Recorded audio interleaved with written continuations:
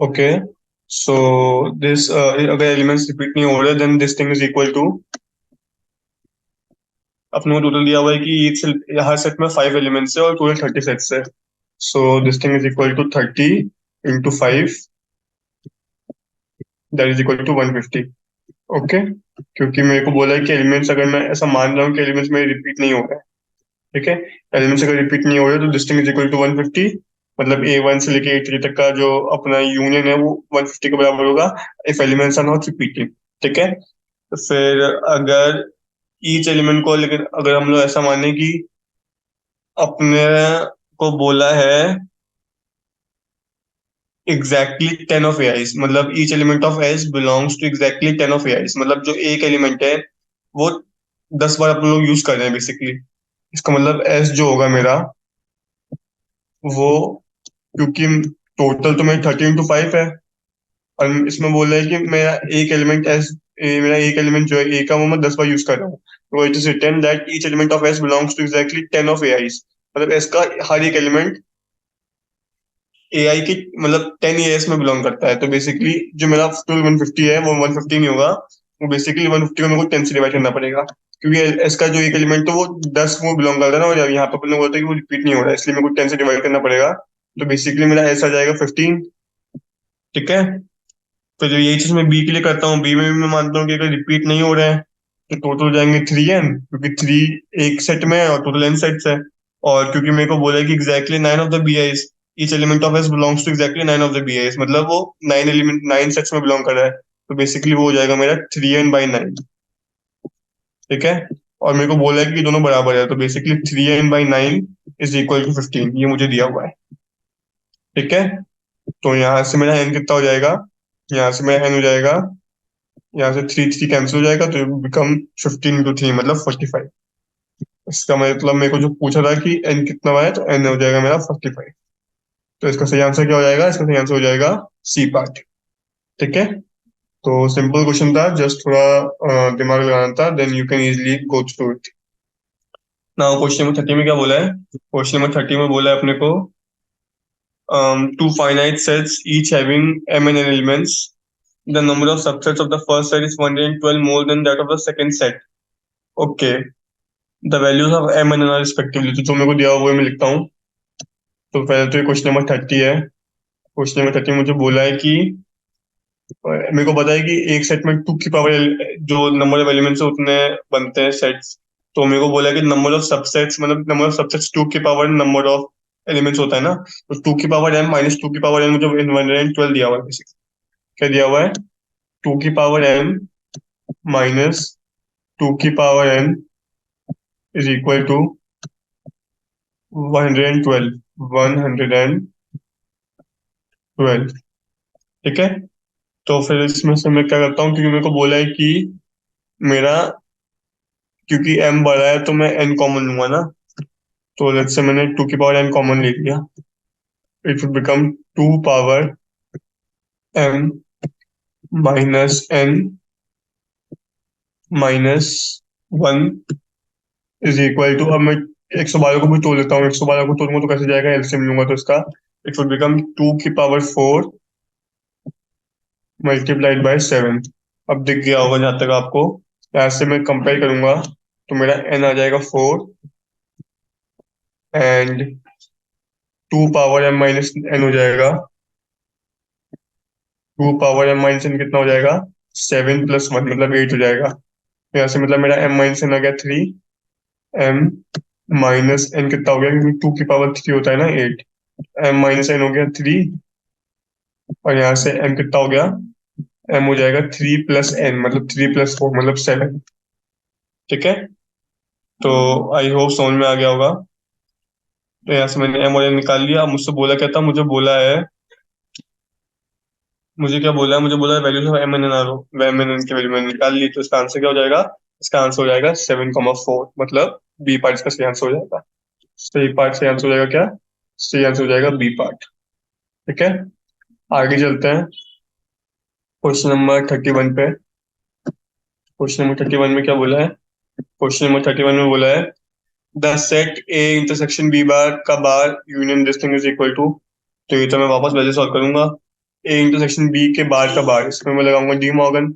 तो ये क्या बन जाएगा, intersection will change to union, यहाँ पे आ जाएगा बार, और बी के बार का बार हो जाएगा बी डिस्टिंक्ट, ये चीज का यूनियन कर रहा हूं मैं बी इंटरसेक्शन सी से। ठीक है, तो अब मैं क्या करूं, इसको मैं वैसे कर लेता हूँ, लेट्स से ए बार का यूनियन में ले रहा हूँ बी यूनियन, ऐसे मैं लिख सकता हूँ मैं इसको, बी यूनियन सी से। ठीक है, स्टेप्स लिख सकता हूँ मैं इसको। तो ये क्या हो जाएगा, ये हो जाएगा ए बार का यूनियन विथ, अभी क्या लिखा हुआ है, ये लिखा हुआ है बी इंटरसेक्शन सी, मतलब जो एलिमेंट्स बी में भी है और सी में भी है, और उसका मैं ले रहा हूँ यूनियन विद बी, मतलब जो एलिमेंट्स इस वाले सेट में है और इस वाले सेट में है, या फिर किसी एक में, तो भी चलेगा, यूनियन का मतलब वही होता है। तो बेसिकली ये इस वाले सेट में वाले एलिमेंट्स है जो बी में है और सी में है, दोनों में है, मतलब जो बी वाले हैं, और इसमें वो वाले हैं जो बी में है। बेसिकली ये हो जाएगा ए बार यूनियन बी। तो इसका आपको ऑप्शन दिया हुआ है बी पार्ट, तो इसका सही आंसर क्या हो जाएगा, बी पार्ट। ठीक है, इसको जब आप लोग पॉइंटर अपॉन करोगे तो आपको समझ में आएगा कि मैं कैसे इस सेट को बी लिख पा रहा हूँ, क्योंकि बी इंटरसेक्शन सी का मतलब हो जाएगा बी ओनली, क्योंकि बी इंटरसेक्शन सी मतलब वो एलिमेंट जो बी में भी है और सी में भी है, उसका मैं यूनियन ले रहा हूँ बी के साथ, और यूनियन का मतलब होता है और, मतलब जो एलिमेंट इसमें हो या फिर इसमें हो, तो वहां से मुझको मिल जाएगा बी। तो बेसिकली ये दिया हुआ है मुझे ए बार यूनियन बी। ठीक है, तो इस तरीके से मैंने इसको सॉल्व किया है। आगे चलता हूँ क्वेश्चन नंबर 32 पे। तो क्वेश्चन नंबर 32 में क्या लिखा हुआ है, 32 में लिखा हुआ है let f1 be the set of parallelograms, f2 the set of rectangles, f3 the set of rhombuses, f4 the set of squares, and f5 the set of trapeziums in a plane. Then f1 may be equal to what? इसमें तो वो चीज है कि अपने को थोड़ी geometry आनी चाहिए। अपने को पता है कि जो रेक्टेंगल होता है, रोम्बस होता है, स्क्वायर होता है, वो तीनों ही पैरेललोग्राम होते हैं। ठीक है, लेकिन ट्रेपेजियम पैरेललोग्राम नहीं होता, और पैरेललोग्राम अपन ने बोला F1 को। तो बेसिकली जो मेरा F1 है वो F2 union F3 union F4 है, एंड मेरे को F1 क्या है वो पूछा है ना, तो बेसिकली इसका आंसर डी वाला हो गया ना, क्योंकि जो मेरा F2 है वो है रेक्टेंगल, रेक्टेंगल पैरेललोग्राम होता है। जो मेरा F3 है वो है रोम्बस, रोम्बस भी पैरेललोग्राम होता है। जो मेरा F4 है वो है स्क्वायर, वो भी मेरा पैरेललोग्राम होता है, और F1 तो मेरा पैरेललोग्राम है ही।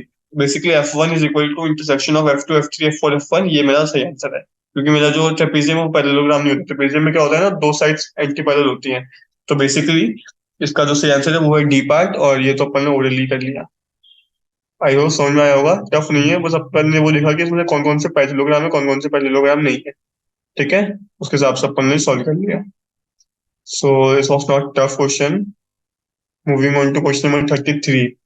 इसमें क्या बोला है, इसमें बोला है let S is equal to set of points inside the square, कि इसमें फिर मैं बना ही लेता हूँ स्क्वायर। ये है मेरा स्क्वायर, लेट्स से। ठीक है, इसमें मुझे बोला है कि let S be the set of points inside the square.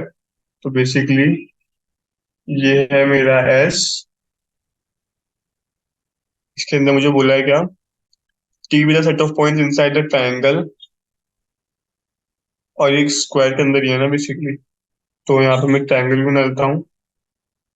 यहाँ पे एक ट्रायंगल है, इसके अंदर जो पॉइंट्स है उसको मैं बोल रहा हूँ टी। तो बेसिकली ये है टी, और क्या बोल रहा है, और बोल रहा है एक सर्कल है, if the triangle and circle intersect, और सर्कल और ट्रायंगल इंटरसेक्ट करते हैं बेसिकली, मतलब ऐसे कुछ है। ठीक, और इसके पॉइंट्स को मैं बोल रहा हूँ सी, इसको चाहे कंप्लीट कर लो। ठीक, तो इस टाइप से दिया हुआ है मुझे। तो मुझे क्या बोला है, if the triangle and circle intersect each other and contain the square, then इसमें से कौन सा ट्रू है। चेक कर लेते हैं एक एक करके। S intersection T intersection C, S पूरा, उसका इंटरसेक्शन टी के साथ, उसका इंटरसेक्शन सी के साथ, मतलब जो एलिमेंट तीनों में कॉमन है। तो जो एस में वो टी और सी में तो है ही, तो बेसिकली मुझे टी और सी में चेक करना है, तो टी और सी में कौन सा कॉमन है, ये वाला रीजन। तो बेसिकली ये वाला element S intersection T intersection C में आ रहा है। तो this thing is equal to 5। This thing is wrong, क्योंकि 5 तो है नहीं, क्योंकि इसमें कुछ एलिमेंट आ रहा है अपने पास। फिर मुझे बोला है S union T union C, मतलब जो तीनों में है, एस में भी है, टी में भी है, सी में भी है, या फिर किसी एक में है, दस इज इक्वल टू सी। नहीं, वो तो गलत है, फिर मेरे भाग वाले एलिमेंट्स छूट जाएंगे ना, तो बी भी रॉन्ग हुआ। फिर S union T union C is equal to S, मतलब जो एस में है, टी में है, सी में है, वो एस के बराबर है। हाँ, ये सही है। मतलब वो एलिमेंट जो क्या तो एस में है, क्या तो टी में है, क्या तो सी में है, क्या तो किसी दो में है, क्या तो तीनों में है, तो अगर मैं पूरा सा टेस्ट ले लूंगा तो मेरे वो सारे एलिमेंट्स कवर हो जाएंगे। तो बेसिकली इसका मेरा सही आंसर कौन सा हो गया? C part is my right answer. D भी चेक कर लेते हैं। एस यूनियन टी जो एस में है और टी में है, मतलब ये वाला रीजन, मतलब एस यूनियन टी ऐसी हो गया बेसिकली, क्योंकि वो जो टीम है वो एस में तो है ही। S union T is equal to S, और S intersection C is equal to C वाला रीजन, क्योंकि एस इंटरसेक्शन सी मतलब वाला रीजन जो दोनों में होना चाहिए, और एस और सी में जो दोनों में है वो है सी वाला रीजन, क्योंकि एस तो पूरा है, मेरे को कॉमन रीजन चाहिए तो वो सी आ गया। तो बेसिकली यहाँ मैं बोल रहा हूँ S is equal to C, which is wrong. इसका मतलब मेरा जो सही आंसर है वो सिर्फ सी वाला पार्ट हो गया। ठीक है, तो आई होप समझ में आ रहा होगा। This is sort of easy type of questions. Moving on to question number 34th। 34th में क्या बोला है? Let R be the set of points inside the rectangle of side A and B with two sides along a positive direction of x-axis and y-axis. Okay, then इसमें से कौन सा true है मुझे बोला है, तो अगर मैं इसको बनाऊं तो ये कुछ ऐसा होगा। ये मेरा एक रेक्टेंगल है, और मुझे बोला है कि ये मान लो मेरी पॉजिटिव वाई एक्सिस है, मान लो ये मेरी पॉजिटिव वाई एक्सिस पे है, और ये मेरी पॉजिटिव एक्स एक्सिस पे है। ठीक है, और यहाँ पे है मेरा 0,0, 0,0। ठीक, तो अब मुझे बोलना है कि इसमें से कौन सा ट्रू है। एक्स इज 0 to A, ठीक है, and Y is 0 to B। नहीं, मुझे क्या चाहिए? अच्छा, आर क्या है? R is set of point inside rectangle. ठीक है, तो इसमें मुझे चेक करना है ना कि इनसाइड रेक्टेंगल कौन से पॉइंट्स है। लेकिन अगर मैं एक्स को ए के बराबर ही ले लूंगा तो मेरे तो वो वाले पॉइंट्स पे जाएंगे जो रेक्टेंगल पे है, मुझे सिर्फ इनसाइड रेक्टेंगल होना चाहिए। तो मुझे बेसिकली वाले पॉइंट्स चाहिए जिसमें इक्वल टू वाला साइन नहीं है, तो बेसिकली मेरा जी वाला पार्ट सही आंसर हो जाएगा ना, क्योंकि मेरे को ऑन द रेक्टेंगल वाले पॉइंट्स इंक्लूड नहीं करने। जीरो, ए और बी वाले पॉइंट्स जो रेक्टेंगल पे भी है, अंदर तो है ही, लेकिन ऑन रेक्टेंगल वाले पॉइंट्स भी है। लेकिन मुझसे क्या बोला है? मुझसे बोला है कि मुझे वो वाले पॉइंट्स बताने हैं जो सिर्फ रेक्टेंगल के इनसाइड है। बेसिकली मेरा डी पार्ट सही आंसर हो जाएगा, क्योंकि इसमें मैंने इंक्लूड नहीं किया, इक्वल टू नहीं लगाया। ठीक है, तो बेसिकली मेरा इसका जो सही आंसर होगा वो हो जाएगा डी पार्ट। ठीक है, आगे चलते हैं क्वेश्चन नंबर 35 पे। क्या बोल रहा है 35? 35 में मुझे बोला है in a class of 60 students, 25 students play cricket, 20 students play tennis and 10 students play both the games. तो दोनों जो नहीं खेलते वो अपने को बताना है, तो दोनों नहीं खेलते से अपन लोग वो निकालते कि जो एटलीस्ट एक गेम खेलते हैं। जो एटलीस्ट एक गेम खेलेंगे उसको जब मैं टोटल से माइनस कर दूंगा तो मेरे को निकल जाएगा।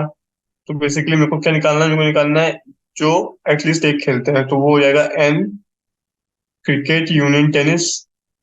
इसमें वापस वही फॉर्मूला लगा दूंगा, N C plus N T minus N C intersection T. N C कितना है? एन सी है 25, एन टी कितना है? एन टी है 20, माइनस जो दोनों खेलते हैं, मतलब -10। तो कितना हो जाएगा? ये हो जाएगा 35। तो ये तो वो हो जाएंगे जो एटलीस्ट एक गेम खेलते हैं, क्या तो क्रिकेट, क्या तो टेनिस, क्या तो दोनों। लेकिन मेरे को वो वाले बच्चे चाहिए जो दोनों ही नहीं खेलते, तो टोटल में से उसको माइनस कर दो, मतलब 60 - 35। 60 - 35 मेरा आंसर हो जाएगा। ये कितना हो जाएगा? ये हो जाएगा 25। तो मेरा सही आंसर क्या हो जाएगा? सही आंसर हो जाएगा मेरा B part, 60 - 35 is equal to 25। मतलब मेरा सही आंसर क्या हो गया? B part is my right answer. I hope समझ में आया होगा। ऊपर वाले क्वेश्चंस कर लिए तो ये तो फिर बहुत ही इजी सॉर्ट ऑफ है। So moving on to question number 36। 36 में क्या बोला है? 36 में मुझे बोला है in a town of 840 person, 450 person read Hindi, okay, 300 read English and 200 read both. अच्छा, ऐसे वापस वही चीज बोलिए जो मैंने ऊपर निकाली है। इसमें से कौन ऐसा है जो एक भी रीड नहीं करता है? तो बेसिकली वापस मैं पहले वही निकालूंगा जो एटलीस्ट एक रीड करते हैं, मतलब एन एच यूनियन ई निकालना पड़ेगा मैंने, मतलब जो एटलीस्ट एक रीड करते हैं, एन एच यूनियन ई निकाल लूंगा पहले। ये कितना हो जाएगा? ये वापस हो जाएगा N H plus N E minus intersection. N H कितना है? एन एच है 450, एन एच है 450 प्लस एन ई है 300 माइनस जो दोनों रीड करते हैं 200। तो बेसिकली ये कितना हो जाएगा? ये हो जाएगा 550। और 550 को जब मैं टोटल से माइनस कर दूंगा यूनिवर्स से, तो मुझको मिल जाएंगे वो वाले लोग जो दोनों ही रीड नहीं करते। So this thing is equal to 550। इसको मैं टोटल 840 में से माइनस कर दूंगा, तो मुझको मेरा आंसर मिल जाएगा कि वो वाले लोग मिल जाएंगे जो neither read English neither read Hindi. 840 minus 550, that thing is equal to 390 I guess। Sorry not 390, 290। ठीक है, इसका मेरा सही आंसर कौन सा हो जाएगा? अच्छा, बी एंड डी दोनों में ही दिया हुआ है क्या? तो आई थिंक इट इज, अच्छा डी 260 है, sorry. So B is the right answer. Okay, sorry, right answer क्या हो जाएगा? राइट आंसर हो जाएगा बी पार्ट। आई होप समझ में आया होगा, वही वाला चीजें जो मैंने ऊपर किया था वही मैंने इस पे किया है। तो आगे चलते हैं क्वेश्चन नंबर 37 पे। इसमें क्या बोल रहे हैं? तो 37 में बोल रहे हैं एक्स को सेट दिया हुआ है और वाई को सेट दिया हुआ है, फिर मुझे बोला है कि इसमें कौन सी कंडीशन ट्रू है। तो बेसिकली मुझे एक्स सेट सॉल्व करना है, वाई सेट सॉल्व करना है, फिर वहां से मुझे निकल जाएगा। तो एक्स दिया हुआ है 8 की पावर n माइनस 7n-1, और n belongs to natural number. तो n की वैल्यू मैं डाल देता हूँ, n की वैल्यू पहले डालता हूँ 1, नेचुरल नंबर 1 से चालू होता है ना। तो n की वैल्यू जब मैं 1 डालूंगा तो क्या मिलेगा? 8-7-1, मतलब 8-8 मतलब 0। तो जो मेरा एक्स सेट है उसका पहला एलिमेंट तो मिल रहा है 0। फिर जब मैं इनकी वैल्यू 2 डालूंगा तो क्या मिलेगा? 64-14-1, मतलब this thing is equal to 49। तो दूसरा एलिमेंट मिल रहा है 49। ठीक है, तीसरा क्या मिल रहा है?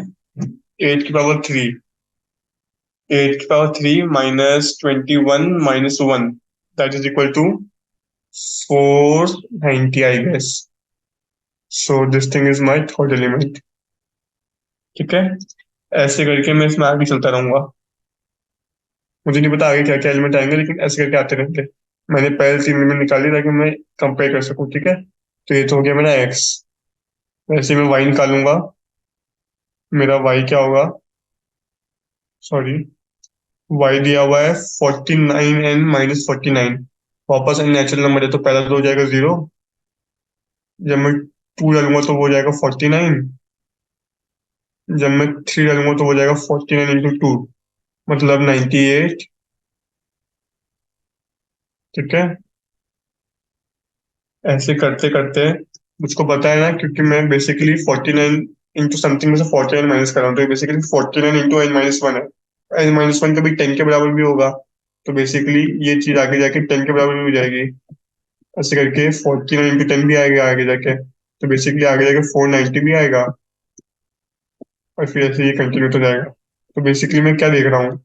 मैं ये देख रहा हूँ कि जो मेरे इसमें एलिमेंट्स है वो इसमें तो है ही, प्लस इसमें कुछ एक्स्ट्रा एलिमेंट्स भी है। तो बेसिकली जो मेरा सेट एक्स है उस वो y का सबसेट है। क्यों? क्योंकि y में जो एलिमेंट्स x में है वो तो है ही, प्लस कुछ एक्स्ट्रा एलिमेंट्स और है। तो बेसिकली इसका आंसर हो जाएगा x is subset of y। तो इसका सही आंसर क्या हो जाएगा? A part is the right answer.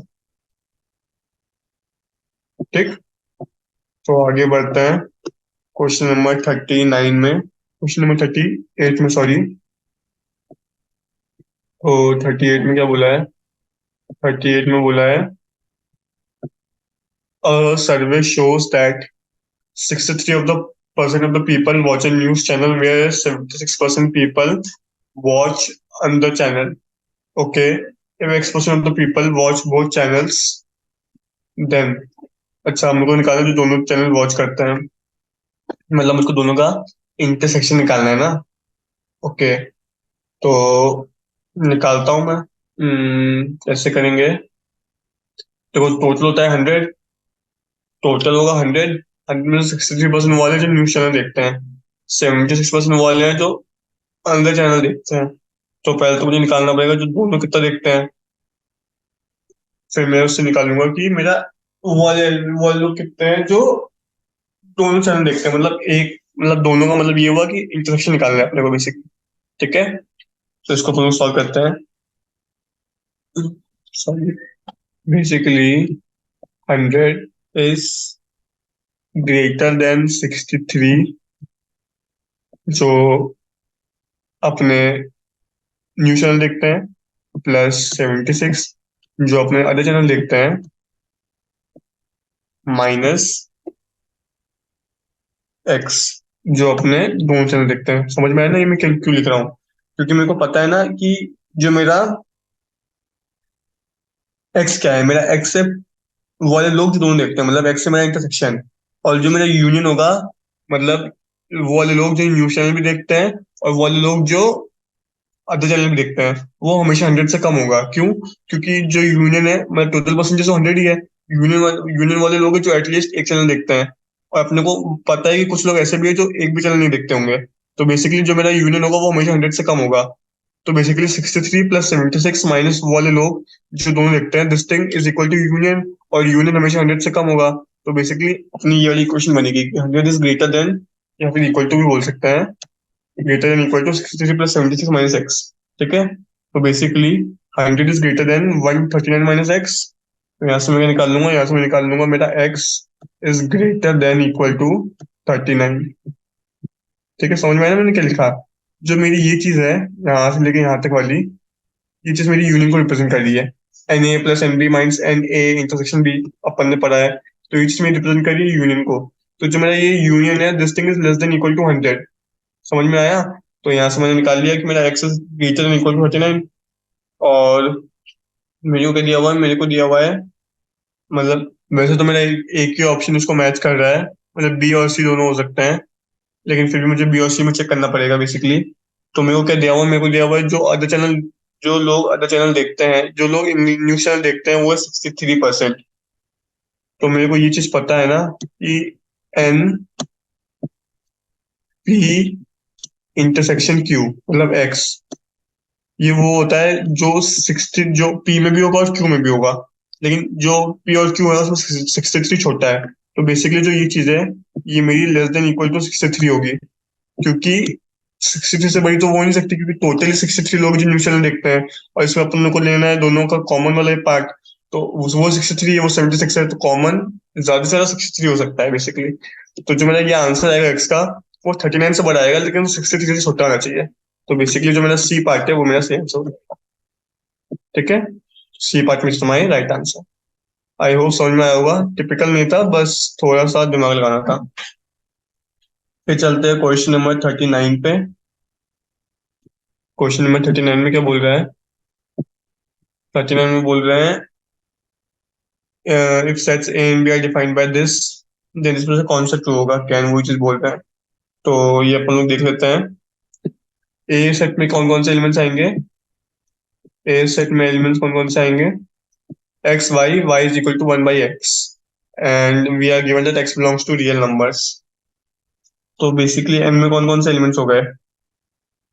um, या फिर इसको मैं ऐसे कर सकता हूँ ना, मेरे को दिया y इक्वल टू 1/x और y equal to minus X, ये चीज मुझे दी हुई है। तो अगर मैं इसको एक चीज देखूं ध्यान से कि 1/x और माइनस एक्स तो कभी बराबर हो ही नहीं सकते। 1/x मतलब मैं किसी नंबर को इन्वर्स कर रहा हूँ, और x माइनस एक्स का मतलब मैं उस नंबर को नेगेटिव कर रहा हूँ। तो बेसिकली 1/x और माइनस एक्स कभी बराबर हो ही नहीं सकते हैं।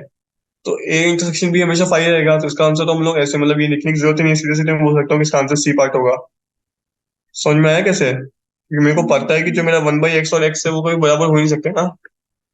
क्या बोल रहा हूँ मैं बोल रहा हूँ कि मेरा 1/x can never be equal to minus X, ये कभी भी माइनस एक्स के बराबर नहीं हो सकता। इसलिए जो मेरा ए इंटरसेक्शन बी है वो हमेशा फाइव आएगा। तो इसका मतलब इसका सही आंसर क्या होगा? सी पर इसका सही आंसर हो गया। Again noble question. ठीक है, आगे चलते हैं क्वेश्चन नंबर 40 पे। 40 में क्या बोला है? 40 में बोला है, if A and B are two sets, then A intersection A union B is equal to. क्या पूछा है मुझसे? A intersection A union B. ठीक है, तो अगर इसको मैं ढंग से करूं तो हो जाएगा A intersection with A union A intersection with B. इसको अगर मैं खोलना चाहूँ तो ठीक है, लेकिन इससे क्या होगा, इससे तो वापस वही चीज बन जाएगी। तो I don't think this step will become fruitful. तो इसको लिखने का कोई मतलब ही नहीं बनता। अपन लोग सीधा ऑप्शन ही चेक करते हैं। Then this thing is equal to A B five और ए इंटरसेक्शन बी। तो देखो ये चीज जो है इसमें मेरा ये आ रहा है। पहले तो देखो ए यूनियन बी में क्या होगा। ए यूनियन बी में वो वाले एलिमेंट्स होंगे जो ए में भी है बी में भी है और या फिर किसी एक में है। तो बेसिकली ए यूनियन बी हमेशा बड़ा वाला सेट होता है, मतलब वो वाला सेट होता है जो ए में भी है और बी में भी है। और इसको मैं ले रहा हूँ, इसका मैं इंटरसेक्शन ले रहा हूँ ए के साथ। तो इसको मैं वैसे सोल्व करता हूँ। लेट्स से मैं ऐसा कोई एलिमेंट लेता हूँ एक्स और मैं बोलता हूँ कि वो मेरा ए में है। ठीक है, वैसे तो ये आपको ऑलरेडी दिख गया होगा। सॉरी एक सेकंड। वैसे तो ये दिख जाना चाहिए कि इसका आंसर ए पार्ट होगा, बट फिर भी मैं इसको सॉल्व कर देता हूँ। मतलब अपन लोग अपने इंस्टिंक्ट से देख सकते हैं कि इसका आंसर ए पार्ट आना चाहिए। बट फिर भी इसको अगर मैं सॉल्व करूँ तो मतलब इसका मतलब होगा कि x belongs to A and x belongs to A और एक्स बिलोंग्स टू बी। ठीक, ये चीज लिखी हुई है। इसका मतलब क्या हुआ, इसका मतलब ये हुआ कि x belongs to A and x belongs to A. ये मैंने बताया था कि एक्स ए में बिलोंग कर रहा है और एक्स ए में बिलोंग कर रहा है। इसका मतलब ये तो पक्का है कि एक्स ए में तो बिलोंग करता ही है। और x belongs to A and x belongs to B. इसका मतलब क्या हुआ, इसका मतलब हुआ X belongs to A intersection B. ठीक है, ये हुआ एक्स बिलोंग्स टू ए और x belongs to A intersection B. इसका मतलब क्या हुआ, इसमें वाले एलिमेंट्स आएंगे जो ए और बी दोनों में कॉमन है। ए और बी दोनों में कॉमन इसमें वाले एलिमेंट्स आएंगे। इसको मैं और कर रहा हूँ with x belongs to A. इसका मतलब वो वाले एलिमेंट जो आइदर ए में है या ए यूनियन बी में है या फिर दोनों में है। ए यूनियन बी में वो वाले एलिमेंट्स होंगे जो ए में भी होंगे। इसको मैं उसमें डायरेक्टली लिख सकता हूँ ना कि एक्स बिलोंग्स टू ए। समझ में आया। मैंने भी उसको खोल के सॉल्व करके दिखा दिया। जो मैंने आपको पहले बोला था कि इसका आंसर ए आएगा, तो that thing we have also prove analytically. क्योंकि इसमें और है ना, और का मतलब ये है कि ए इंटरसेक्शन बी में तो वही वाले एलिमेंट्स होंगे जो ए में है और बी में भी है। तो बेसिकली उसमें वाले एलिमेंट्स हो नहीं सकते जो सिर्फ बी में हो, क्योंकि उसमें वहाँ पे इंटरसेक्शन है, वहाँ पे कॉमन वाले एलिमेंट्स आएंगे। उसको जब मैं और कर ही रहा हूँ तो उसको मैं डायरेक्टली लिख सकता हूँ ना कि वो एक्स बिलोंग्स टू ए में होंगे। तो basically this thing is equal to x belongs to A. इसका सही आंसर क्या हो गया, ए पार्ट। ठीक है, तो इसी में मैं आगे बढ़ता हूँ क्वेश्चन नंबर 41 पे। 41 में बोला है ए सेट दिया हुआ है, बी सेट दिया हुआ है and N be the set of natural numbers is the universal set. फिर मुझसे ये पूछा है क्या और किसके बराबर होगा। ठीक है, तो इसको मैं सॉल्व करता हूँ। ए बार का मैं यूनियन ले रहा हूँ ए यूनियन बी से, और इसको मैं यूनियन ले रहा हूँ बी बार से। हम्म, तो अगर मैं इसको पहले खोलता हूँ तो इसको मैं ऐसे लिखता हूँ कि मेरा ए बार, सॉरी, इसको मैं ऐसे लिखता हूँ कि मेरा जो ए बार है उसका मैं यूनियन ले रहा हूँ with A intersection B union B intersection B bar. और बी इंटरसेक्शन बी बार मतलब वो एलिमेंट्स जो बी में है और वो एलिमेंट्स जो बी में नहीं है उनका कॉमन पार्ट। कॉमन पार्ट कुछ भी नहीं होगा, मतलब इसका मैं यूनियन ले रहा हूँ फाइव के साथ। तो फाइव के साथ यूनियन लेना मतलब वही element itself. A bar union A intersection B, ये आया। अब इसको मैं वापस वैसे ढंग से लिखता हूँ तो हो जाएगा ए बार यूनियन ए, मतलब वो एलिमेंट जो ए बार में है और वो एलिमेंट जो ए में है वो तो फिर पूरा यूनिवर्सल सेट हो गया ना। इसका मैं इंटरसेक्शन ले रहा हूँ ए बार, सॉरी, इसका मैं इंटरसेक्शन ले रहा हूँ with A bar union B.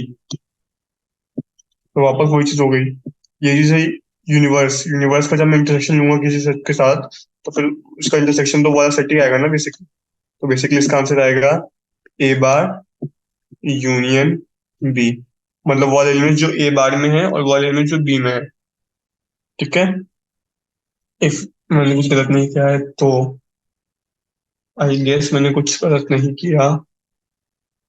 अच्छा, ये बी बार था क्या, सॉरी।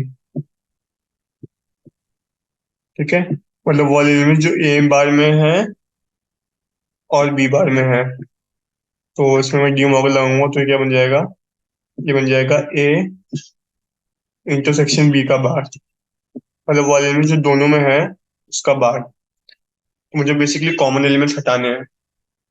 तो इसमें कॉमन एलिमेंट्स कौन कौन से हैं इसमें, और इसमें कॉमन एलिमेंट्स कोई है ही नहीं क्योंकि ये ऑड नंबर का सेट है, इवन नंबर का सेट है। तो बेसिकली इन दोनों में कुछ कॉमन एलिमेंट्स है ही नहीं। तो मेरे को वो एलिमेंट्स चाहिए जो दोनों में कॉमन नहीं है, तो फिर वो तो पूरा सेट ही हो गया ना बेसिकली। तो वो तो वन चालू करके सारे एलिमेंट्स हो गए, 1 2 3 4 5 6 7 8 9 10 डैश डैश डैश। क्यों? क्योंकि इनमें कोई कॉमन एलिमेंट है ही नहीं, एक सेट है ऑड एलिमेंट्स का, एक सेट इवन एलिमेंट्स का। मेरे को वो एलिमेंट चाहिए जो कॉमन है, तो कॉमन तो कोई है ही नहीं। इसका आंसर क्या हो गया, सारे नंबर, मतलब सारे नेचुरल नंबर। इसका सही आंसर हो गया बी पार्ट। ठीक है, सिंपल क्वेश्चन। आगे बढ़ते हैं क्वेश्चन नंबर 42 में। क्वेश्चन नंबर 42 में बोला है एस को सेट दिया हुआ है, पी को सेट दिया हुआ है, मुझसे N S plus N P पूछा है, तो एक्स क्या है, पॉजिटिव मल्टीपल ऑफ 3 <100। अरे ठीक है, तो सिंपल है ना, ये तो अपन लोग लिख लेंगे। ये तो बेसिकली अपने को कैलकुलेट करना है, तो 3 के पॉजिटिव मल्टीपल क्या हो जाएंगे, 3 6 9 10 ऐसे करके जाऊंगा 100 तक। और प्राइम नंबर जैसे 20 भी निकाल लूंगा मैं, 2 3 5 7 ऐसे करके निकाल लूंगा, दोनों को सम करना है। तो ये तो सिंपल क्वेश्चन है, I hope this can be easily done. तो बेसिकली इसका आंसर 41 आएगा। ये मैं बता देता हूँ। तो N S plus N P 41 आना चाहिए, बट आई थिंक इसमें दिया हुआ नहीं है, तो बेसिकली 31 की जगह 41 होगा। So make it correct. फिर मैं बताता हूँ क्वेश्चन नंबर 43 पे। 43 में क्या बोला है, if X and Y are two sets and X bar denotes the complement of X, ये अपने को पता है, देन ये किसके बराबर होगा। तो ये वापस सॉल्व करते हैं अपन लोग। क्या दिया हुआ है अपने को दिया हुआ है एक्स का मैं इंटरसेक्शन ले रहा हूँ, एक्स यूनियन वाई के बार से। ठीक है, ये दिया हुआ है मुझे। तो पहले तो मैं यहाँ पे बार खोलता हूँ डीमॉर्गन लगा के। बेसिकली वो हो जाएगा X intersection with X bar intersection, sign change हो जाता है ना, बोला था, वाई बार। वापस को मैं खोल दूंगा, तो एक्स इंटरसेक्शन एक्स बार, तो वापस नल सेट हो जाएगा। इसका मैं ले रहा हूँ intersection with x intersection y bar. ठीक है, तो वापस वही चीज, नल सेट का मैं इंटरसेक्शन ले रहा हूँ किसी, सॉरी ये वाई है, नल सेट का मैं इंटरसेक्शन ले रहा हूँ किसी सेट से, तो उसका आंसर वही वाला सेट हो जाएगा ना। तो बेसिकली इसका आंसर हो जाएगा एक्स इंटरसेक्शन वाई बार। ठीक है, ये इंटरसेक्शन में, तो ऐसा कोई ऑप्शन दिया हुआ है अपने को, वाले एलिमेंट्स जो एक्स में है। अच्छा अच्छा, सॉरी, मैं इंटरसेक्शन दे रहा हूँ, क्या कर रहा हूँ, I am taking intersection of two elements, I am not taking union. तो अगर मैं नल सेट का इंटरसेक्शन दे रहा हूँ एक्स किसी सेट से, तो वो नल सेट ही आएगा ना, क्योंकि इंटरसेक्शन का मतलब वो एलिमेंट होता है जो दोनों में कॉमन हो। नल सेट में कोई एलिमेंट ही नहीं होता, तो बेसिकली इंटरसेक्शन का मतलब नल सेट आएगा आंसर। तो नल सेट किसमें दिया हुआ है, सी पार्ट में, तो basically C is my right answer. ठीक है, तो इस तरीके से अपन लोगों ने ये वाले क्वेश्चन कर लिए। अब अपन लोग बढ़ते हैं फिल इन द ब्लैंक्स पे। फिल इन द ब्लैंक्स में क्या बोला है 44 में, 44 में बोला है x belongs to real and 1 is less than x is less than 2 can be written as, can be written as, तो ये तो सिंपल है, आप सीधे सीधे सेट दो ना। मतलब सेट क्या हो जाएगा, 1 कॉमा 2। 1 पे आएगा स्क्वायर ब्रैकेट क्योंकि 1 इंक्लूडेड है, और 2 इंक्लूड नहीं है, तो 2 पे आएगा स्क्वायर कर्ली ब्रैकेट, मतलब ये ओपन ब्रैकेट, क्लोज ब्रैकेट। ठीक है, राउंड ब्रैकेट जो भी बोलते हो। 1 इंक्लूडेड है, 2 इंक्लूडेड नहीं है, और बीच के सारे एलिमेंट्स आएंगे क्योंकि रियल नंबर पे है, तो 44 का आंसर ये हो गया। फिर 45 का आंसर क्या होगा, 45 में है A is a null set, then the elements in PA is, A null set और PA में एलिमेंट्स कितने होंगे, P में कोई एलिमेंट ही नहीं होगा। अपने को number of elements in PA बताना है ना। अपने को देखो, अपने को दिया हुआ है नल सेट है, तो N A तो 0 है, यानी अपने को 0 दिया हुआ है। ठीक है, तो अपने को पता है किसी सेट में कितने एलिमेंट्स होते हैं, एन पी ए जो होता है, इस सेट में जो एलिमेंट्स होते हैं उसका क्या फॉर्मूला होता है? उसका फॉर्मूला होता है 2 की पावर n, मतलब 2 की पावर 0। तो ये कितना हो जाएगा? ये हो जाएगा 1। बेसिकली इसका आंसर कितना हो जाएगा? इसका आंसर हो जाएगा 1। और वो वन एलिमेंट क्या होगा? वन एलिमेंट होगा 5, मतलब नल सेट, मतलब ये वाला। ठीक। इसके बाद मैं चलता हूँ क्वेश्चन नंबर 46 पे। 46 में क्या बोला है? If A and B are finite sets such that A is a subset of B, then A and A intersection B is equal to what? Simple है, एन बी के बराबर होगा ना ये तो। अगर मेरा, अब मेरे को यूनियन बोला है, sorry, N A union B है। यूनियन का मतलब क्या होता है? वो एलिमेंट जो आइदर ए में है या बी में है या दोनों में है। तो क्योंकि बी बड़ा सेट है ए से, तो एन ए यूनियन बी में सारे एलिमेंट्स वाले होंगे जो बी में होंगे, उसको मैं सीधे सीधे एन बी के बराबर लिख सकता हूँ। तो ये तो इजी क्वेश्चन है, जस्ट अपने को सोच के जवाब देना है। 47 में क्या बोला है? If A and B are in two sets then A minus B is equal to what? A और बी टू सेट्स है तो ए माइनस बी इसके बराबर होगा। ये अपने को पूछा है ना।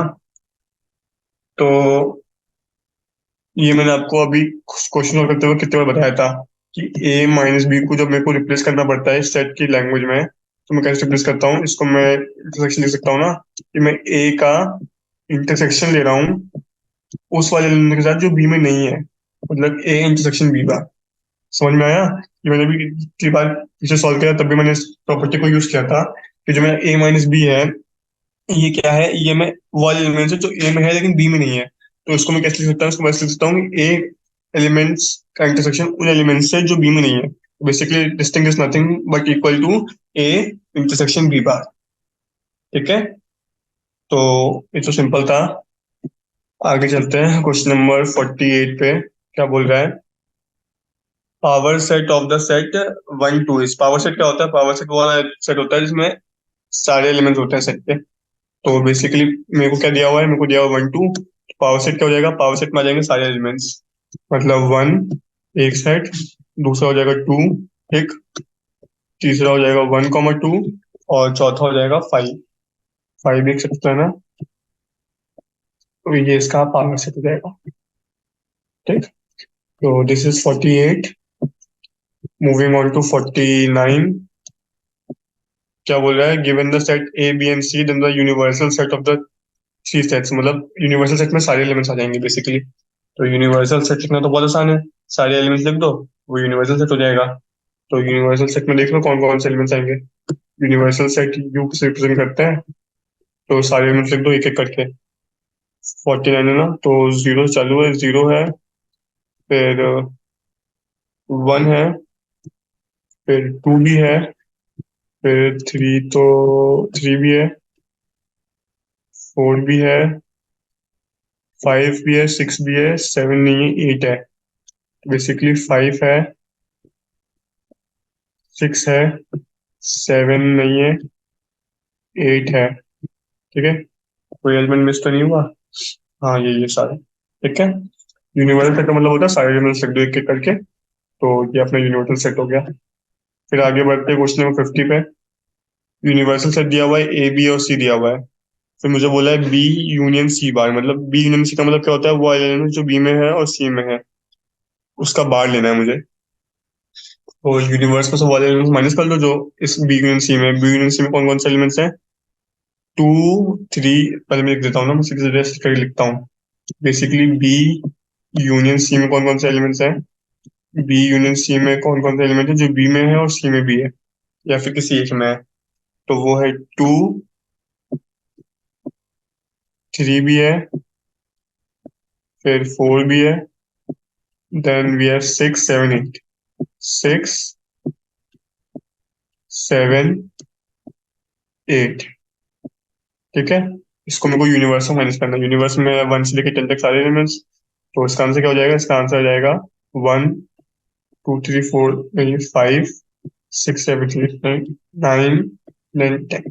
ठीक है, तो ये हो जाएगा मेरा फर्स्ट पार्ट का आंसर। सेकंड पार्ट का आंसर मैं सिमिलरली कर लूंगा। पहले मैं सी माइनस से निकालूंगा। सी माइनस से क्या आएगा? जो सी में है लेकिन ए में नहीं है, 2 तो है, 3 भी है, 4 और 8 हो जाएगा। सी माइनस सी में आ जाएगा 4 और 8। 4 और 8 को छोड़कर जितने भी एलिमेंट्स है वो सारे इसमें आ जाएंगे C-A के बारे में। मतलब क्या हो जाएगा, 1 2 3 5 6 7 9 10, ये हो जाएगा मेरा सेकंड पार्ट का आंसर। ठीक है, तो समझ में आया होगा। These are sort of easy type of questions. 51 पे चलते हैं। For all sets A and B, A minus A union B is equal to, तो ये तो मैंने अभी सॉल्व किया। A minus A union B मतलब intersection B, sorry, A intersection B में वो एलिमेंट्स होंगे जो ए में भी है और बी में भी है। ठीक है, तो मैं ए माइनस बी को, जैसे मैंने आपको भी बताया था, ए माइनस बी को मैं ऐसे लिखता हूँ, A intersection with B bar. ठीक है, इसको मैं ए से माइनस कर रहा हूँ। मैं क्या कर रहा हूँ, मैं बोल रहा हूँ ए माइनस ए यूनियन बी, ये कर रहा हूँ ना मैं। तो ये क्या हो जाएगा, वो वाले एलिमेंट्स जो ए में है और बी में है कॉमन, वो है यहाँ पे। यहाँ से मैं लिख रहा हूँ ए माइनस वो वाले एलिमेंट्स जो ए और बी में कॉमन है। तो बेसिकली अब मेरे को वो वाले एलिमेंट्स लिखने हैं। ए इंटरसेक्शन बी का मतलब वो है जो दोनों में कॉमन है। इसको मैं ए से माइनस कर रहा हूँ, तो बेसिकली मेरे को वो वाले एलिमेंट्स लिखना है जो ए में है लेकिन दोनों में नहीं है, जो कॉमन नहीं है, क्योंकि मैं माइनस कर रहा हूँ ना।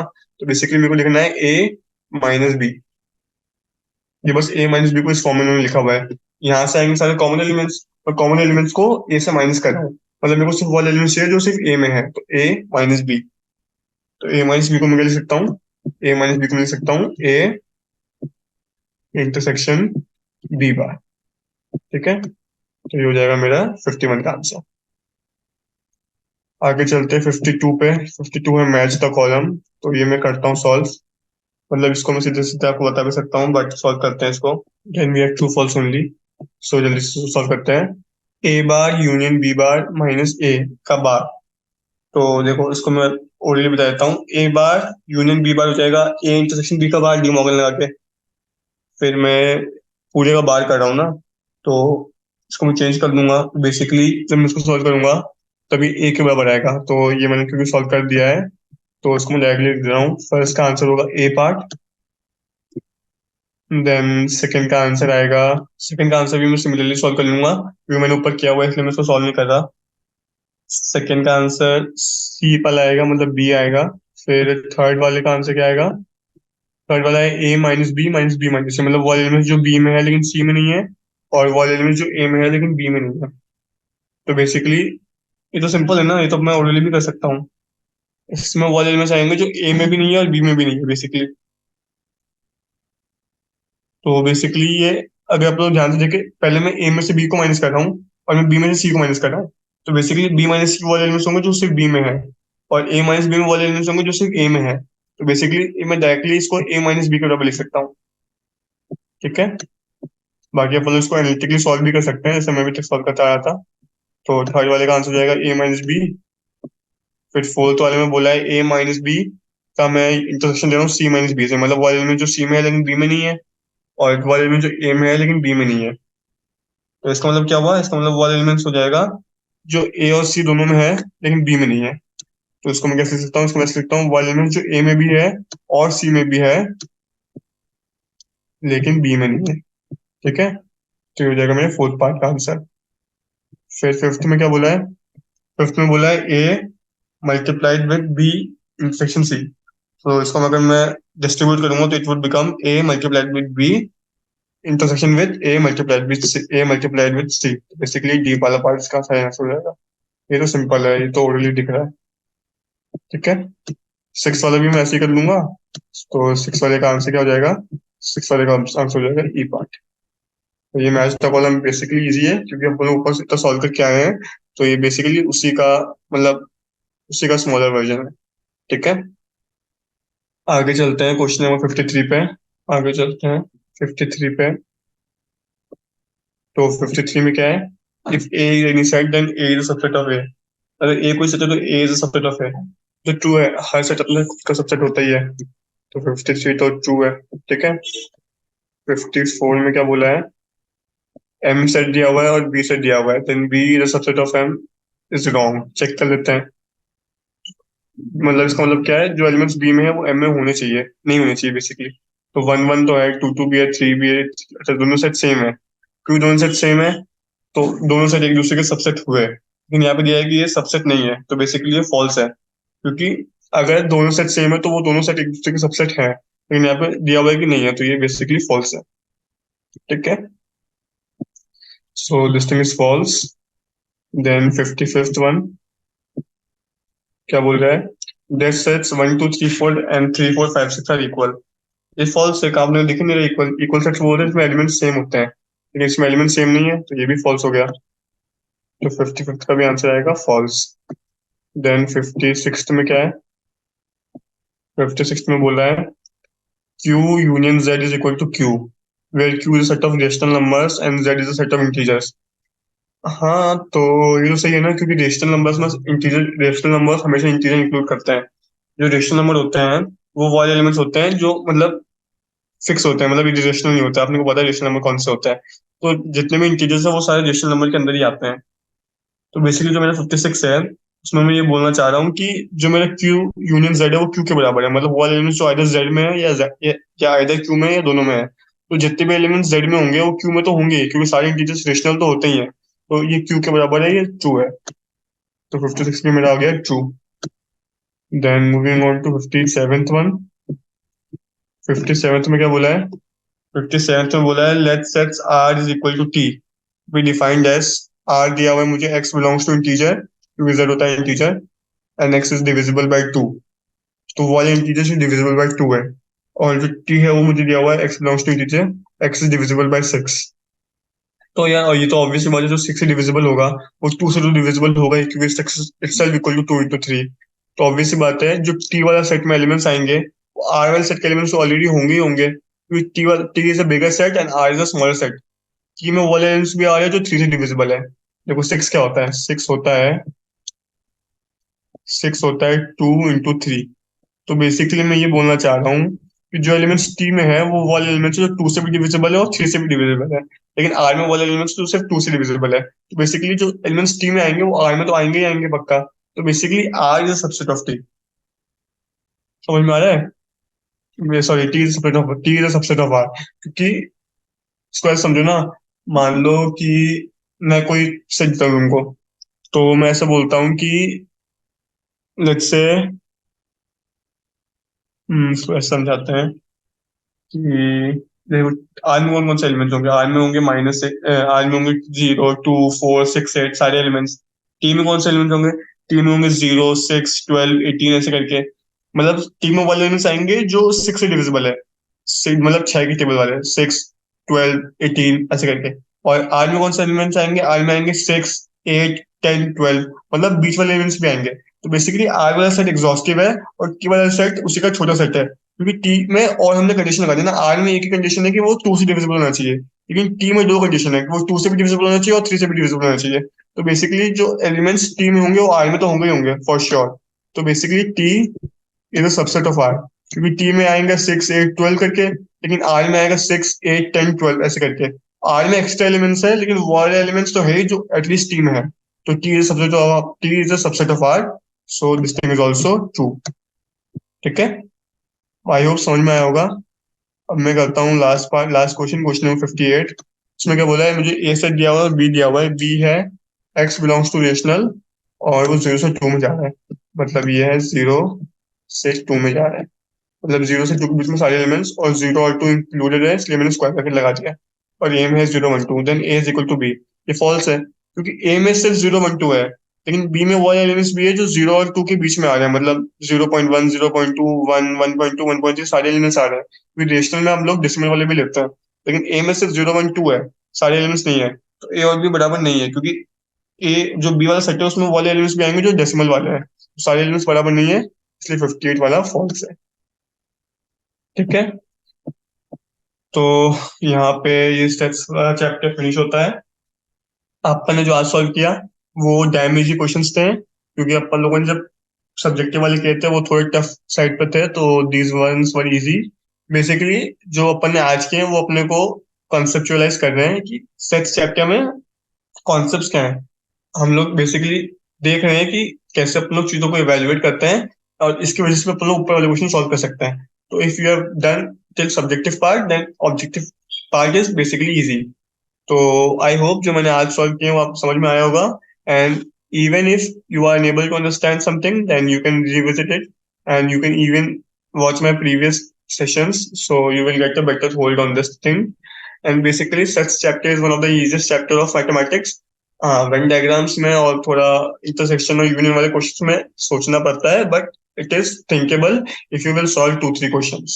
ठीक है, तो आई होप समझ में आया होगा. और यहाँ पे हम लोग सेट्स को एंड करते हैं. Okay, thank you.